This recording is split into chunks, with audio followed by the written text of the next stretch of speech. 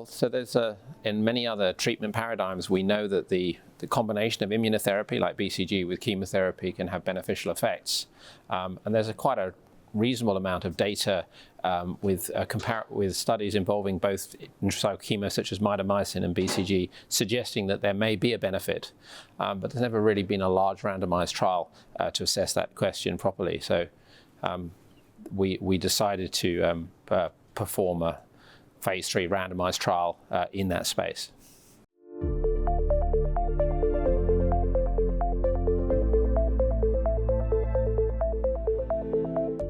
Well, that's right. So this was an open-label randomized phase 3 trial with patients to assess the efficacy and safety of mitomycin in addition to BCG and maintenance.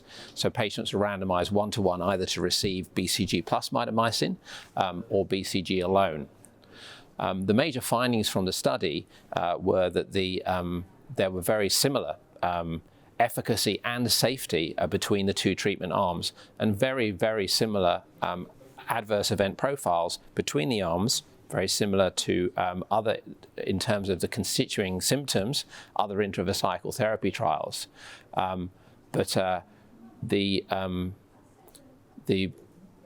In terms of efficacy, so the safety was pretty much the same. In terms of efficacy, very, very similar. Though we did a subgroup analysis looking at a group of patients with higher risk disease versus those with lower risk disease, and they seemed to benefit more from the addition of the mitomycin. But perhaps the most interesting thing with this study is both the completion rates of therapy. So this is maybe a marker for how well the treatment is tolerated, but the completion rates are actually much higher in the BCG plus mitomycin arm. In fact, 75% of patients on study got every single prescribed dose in the BCG plus mitomycin arm, only 64% in BCG alone. And this really does compare very favorably with other BCG-related trials. For example, the classic LAM-SWOG trial, which first showed that BCG maintenance was necessary. They only saw 16% completion in the maintenance arm in that study. So that implies that it's very well tolerated and very well, the whole therapy is easily completable. But there's also 40% less BCG required in the BCG plus mitomycin arm as opposed to the BCG alone arm.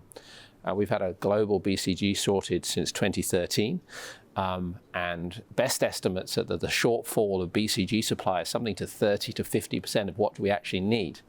This in itself has driven all sorts of other therapies, particularly in the US actually, where there's been a lot of adoption for gemcitabine docetaxel because of inability to get hold of BCG.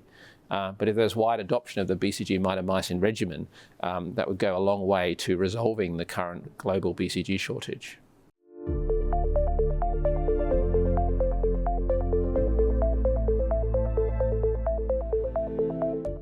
The Cueto group, there's a Spanish GU interested group, published a study in 2014, I think, where they looked at sequential day installation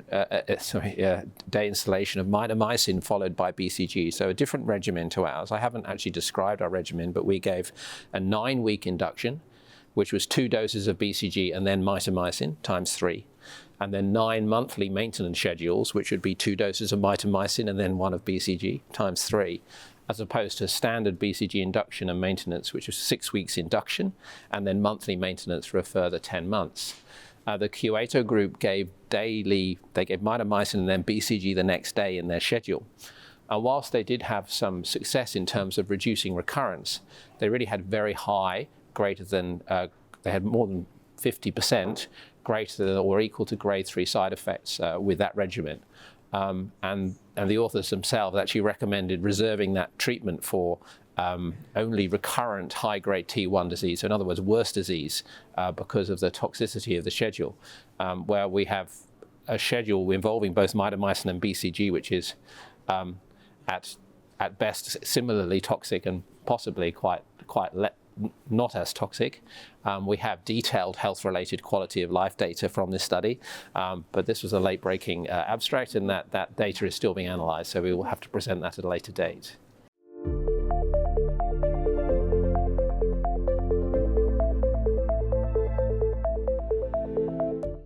I mean, I suppose I'm the PI of the study, so there may be a little bit of bias here, but I think there would be few barriers to that. We have very similarly effective agents with evidence that they actually made more effective in a higher risk group and requiring less BCG, of which we don't have enough globally. So yeah, I think there's enough to change.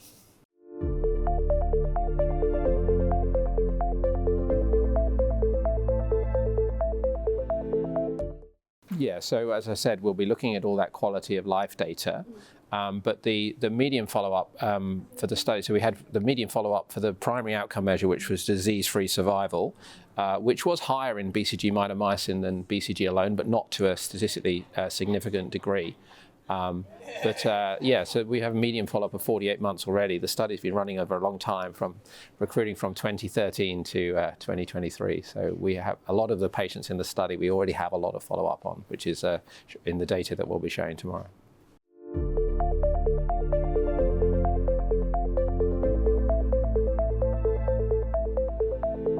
Yeah, so this was an ANZUP collaborative trial. So ANZUP is the Australia and New Zealand Urogenital and Prostate Cancer Trials Group. We've got quite a few things to show you at ASCO meeting this year, we're pleased to say.